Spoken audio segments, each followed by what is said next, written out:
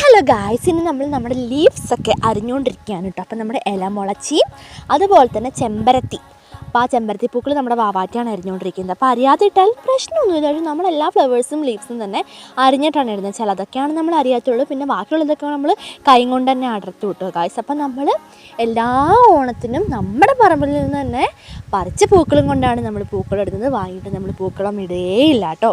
അപ്പോൾ നിങ്ങളും ഇങ്ങനെയൊക്കെ തന്നെയാണെങ്കിൽ കമൻറ്റ് ചെയ്യാൻ മറക്കില്ല ഗായ്സ്. ഇനി നമ്മുടെ അടുത്തുള്ള വാഗേൻ്റെ ഫ്ലവേഴ്സാണ് കേട്ടോ. അപ്പം നമ്മൾ ഇന്നലെ വഴിക്ക് പോയപ്പോൾ ഞാൻ പറിച്ചായിരുന്നു.